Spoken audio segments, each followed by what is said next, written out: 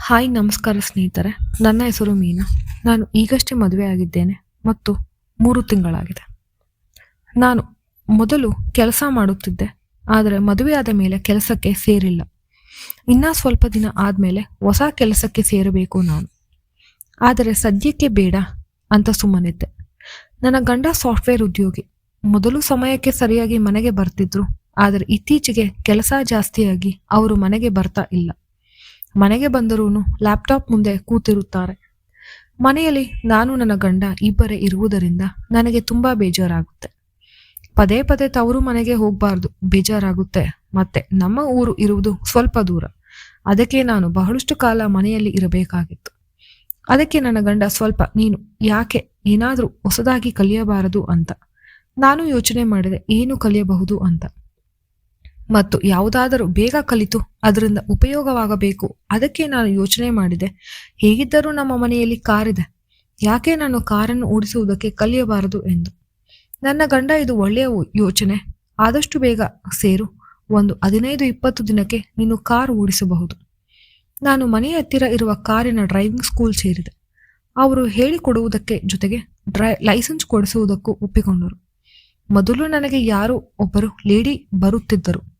ಅವರು ಚೆನ್ನಾಗಿ ಹೇಳಿಕೊಡುತ್ತಾರೆ, ಆದರೆ 1 ವಾರ ಆದಮೇಲೆ ಅವರು ಕಾರಣಾಂತರದಿಂದ ಬರುತ್ತಿರಲಿಲ್ಲ. ಅದಕ್ಕೆ ನನಗೆ ಒಬ್ಬ ಹುಡುಗನನ್ನು ಹೇಳಿಕೊಡುವುದಕ್ಕೆ ಕಳಿಸುತ್ತಿದ್ದರು. ಹುಡುಗ ನೋಡುವುದಕ್ಕೆ ಚೆನ್ನಾಗಿದ್ದ, ಸ್ವಲ್ಪ ಕಂದು ಬಣ್ಣವಾಗಿದ್ದರೂ ಲಕ್ಷಣವಾಗಿದ್ದ. ನನಗೆ ಮೊದಲೇ ಎಲ್ಲದರ ಬಗ್ಗೆ ತಿಳಿದುಕೊಳ್ಳುವ ಆಸೆ. ಅವನ ಬಗ್ಗೆ ಏನು ಕೇಳುವುದಕ್ಕೆ ಶುರು ಮಾಡಿದೆ. ಆಶ್ಚರ್ಯವೇನೆಂದರೆ ಆ ಹುಡುಗನ ಮೊದಲು IT ಕಂಪನಿಯಲ್ಲಿ ಕೆಲಸ ಮಾಡುತ್ತಿದ್ದ. ಆದರೆ ಅದರ ಒತ್ತಡ ತಡೆಯುವುದಕ್ಕೆ ಆಗದೆ ಆ ಕೆಲಸ ಬಿಟ್ಟು ಈ ಕೆಲಸಕ್ಕೆ ಬಂದಿದ್ದೇನೆ. ಹಾಗಾಗಿ ನಮ್ಮ ಮಾತು ಮತ್ತು ಹರಟೆ ಜಾಸ್ತಿ ಆಯಿತು. ಅವನಿಗೂ ಮದುವೆ ಆಗಿದೆ. ಮದುವೆಯಾಗಿ 2 ವರ್ಷವಾಗಿದೆ. ಆದರೆ ಗಂಡ ಹೆಂಡತಿಗೆ ಏನೋ ತೊಂದರೆ. ನನಗೆ ಒಂದು ಸಂಜೆ ಫೋನ್ ಮಾಡಿ, ನೀವು ಇವತ್ತು ಸಂಜೆ ಬಂದು ಕಾಫಿ ಶಾಪಿಗೆ ಬರಬೇಕಾಗುತ್ತೆ ಎಂದು ಹೇಳ್ತಾನೆ. ನಾನು ಮೊದಲು ಬೇಡ ಅಂತ ಹೇಳಿದರು. ಆಮೇಲೆ ಒಪ್ಪಿಕೊಂಡು ಅವನು ಹೇಳಿದ ಜಾಗಕ್ಕೆ ಹೋಗಿದೆ. ಅವನು ಯಾಕೋ ತುಂಬಾ ದುಃಖವಾಗಿದ್ದಾನೆ. ಕೇಳಿದ್ದಕ್ಕೆ ಹೆಂಡತಿ ಜೊತೆ ಜಗಳ ಆಗಿ ಯಾರತ್ರನೂ ಹಂಚಿಕೊಳ್ಳಬೇಕು ಅಂತ ಗೊತ್ತಾಗದೆ ನಿಮಗೆ ಫೋನ್ ಮಾಡಿದೆ ಅಂತ ಹೇಳ್ತಾನೆ. ನಾನು ಅವರ ಮಧ್ಯೆ ಇರುವ ತೊಂದರೆಯನ್ನು ಕೇಳಿ ಅವರಿಗೆ ಎಷ್ಟು ಸಲಹೆ ಸೂಚನೆ ಕೊಡಬಹುದೋ ಅಷ್ಟನ್ನು ನನ್ನ ತಕ್ಕ ಮಟ್ಟಿಗೆ ನೀಡಿದೆ. ಮನೆಗೆ ಬಂದ ಮೇಲೆ ಎಲ್ಲರೂ ಜೀವನವು ಇಷ್ಟೇ ಅಲ್ವೇ, ಎಲ್ಲರಿಗೂ ಏನಾದರೂ ಒಂದು ತೊಂದರೆ ಇರುತ್ತದೆ ಅಲ್ಲವೇ, ಯಾಕೆ ನಮಗೆ ಎಲ್ಲೂ ನಮ್ಮದೇ ಇರುವುದಿಲ್ಲ, ಯಾಕೆ ನಮಗೆ ದೇವರು ಹೀಗೆ ಮಾಡುತ್ತಾನೆ ಅಂತ ದೇವರನ್ನು ದೂಷಿಸುತ್ತಾ ನಾನು ಅಂದು ರಾತ್ರಿ ಕಾಲ ಕಳೆದೆ.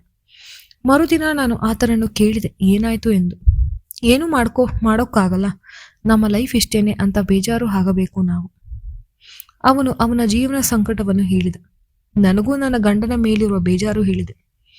ನಮ್ಮಿಬ್ಬರಿಗೂ ಡ್ರೈವಿಂಗ್ ಕ್ಲಾಸ್. ನಾವಿಬ್ಬರು ಅಂತರಂಗವನ್ನು ಒಬ್ಬರಿಗೊಬ್ಬರು ಬಿಚ್ಚಿಟ್ಟುಕೊಳ್ಳುವ ಸಮಯವಾಯಿತು. ಎಷ್ಟು ಅಂತರ ಕಡಿಮೆ ಆಯಿತು ಅಂದರೆ ನಮ್ಮಿಬ್ಬರ ಅಂತರಂಗ ಮಾತ್ರ ಅಲ್ಲ, ಅಂತರ ದೇಹವು ಒಬ್ಬರಿಗೊಬ್ಬರು ಬಿಚ್ಚಿಟ್ಟುಕೊಳ್ಳುವಂತೆ ಆಯಿತು. ಇದರಿಂದ ನಮ್ಮಿಬ್ಬರಿಗೂ ಏನೋ ಸಮಾಧಾನವಾಗಿದೆ. ನನಗೆ ಡ್ರೈವಿಂಗ್ ಕ್ಲಾಸ್ ಅಂದರೆ ಇಷ್ಟ. ನಾವಿಬ್ಬರು ಪ್ರತಿದಿನ ಒಬ್ಬರಿಗೊಬ್ಬರು ನಿಸ್ಸಂಕೋಚವಾಗಿ ಇರುತ್ತಿದ್ದೆವು. ಅದರಲ್ಲೂ ನನಗೆ ಅವನು ಧರಿಸುವ ಚೆಕ್ಸ್ ಶರ್ಟ್ ಎಂದರೆ ಕಂಡರೆ ಪ್ರೀತಿ. ಅವನು ಆ ಶರ್ಟನ್ನು ಬಿಚ್ಚಿ ನನಗೆ ತೊಡಿಸಿದ. ನಾನು ಅಂದು ರಾತ್ರಿ ನನ್ನ ಗಂಡ ಇಲ್ಲದ ಸಮಯದಲ್ಲಿ ಅದನ್ನು ಧರಿಸಿ ಆನಂದ ಪಡುತ್ತಿದ್ದೆ. ನನಗೆ ಯಾರೂ ಇಲ್ಲ ಅನ್ನುವ ಒಂಟಿತನ ಕಡಿಮೆಯಾಯಿತು. 15 ದಿನದಲ್ಲಿ ನಾನು ಕಾರು ಓಡಿಸುವುದಕ್ಕೆ ಕಲಿತೇನೋ ಇಲ್ಲೋ ಗೊತ್ತಿಲ್ಲ, ಆದರೆ ನನ್ನ ಜೀವನದ ಭಾರವನ್ನು ಕಡಿಮೆ ಮಾಡಿಕೊಳ್ಳುವುದಕ್ಕೆ ಒಬ್ಬ ಗೆಳೆಯ ಸಿಕ್ತ. ಈ ಗೆಳೆಯ ನನಗೆ ಜೀವನ ಪರ್ಯಂತ ಜೊತೆಗೆ ಇದ್ದರೆ ಎಷ್ಟು ಚೆನ್ನಾಗಿರುತ್ತೆ. ಆದರೆ ಅದೇನಾಯ್ತೋ ಗೊತ್ತಿಲ್ಲ. ಒಂದು ದಿನ ಆತ ನನ್ನ ಫೋನನ್ನು ತೆಗೆದುಕೊಳ್ಳುತ್ತಿಲ್ಲ ಮತ್ತು ನನಗೆ ಯಾವುದೇ ಸಂಪರ್ಕಕ್ಕೆ ಸಿಗುತ್ತಿಲ್ಲ. ಬಹುಶಃ ಅವನ ಹೆಂಡತಿಗೆ ಗೊತ್ತಾಯಿತು ಅಂತ ನಾನು ಲೆಕ್ಕ ಹಾಕ್ತೆ. ಆದರೆ ಅವನು ಕೊಟ್ಟಿರುವ ನೆನಪಾಗಿ ಉಳಿದಿದೆ. ಅದನ್ನು ನಾನು ಯಾವಾಗಲೂ ಜೋಪಾನವಾಗಿ ಇಟ್ಟುಕೊಳ್ಳುತ್ತೇನೆ. ಅಪರಿಚಿತವಾಗಿ ಬಂದ ಈ ಗೆಳೆಯ ಜೀವನಕ್ಕೆ ಕಷ್ಟಕ್ಕೆ ನೀರನ್ನು ಹರಿಸಿ ಲೈಫನ್ನು ಈಸಿ ಮಾಡಿದ ಮತ್ತು ಸಂತೋಷವನ್ನು ತುಂಬಿದ. ಈ ವ್ಯಕ್ತಿ ನಾನು ಎಂದಿಗೂ ಮರೆಯಲು ಸಾಧ್ಯವಿಲ್ಲ. ಈ ಕತೆ ನಿಮಗೆ ಇಷ್ಟವಾದರೆ ದಯವಿಟ್ಟು ಲೈಕ್ ಮಾಡಿ ಮತ್ತು ಚಾನಲ್ಗೆ ತಪ್ಪದೆ ಸಬ್ಸ್ಕ್ರೈಬ್ ಮಾಡಿ. ಧನ್ಯವಾದಗಳು.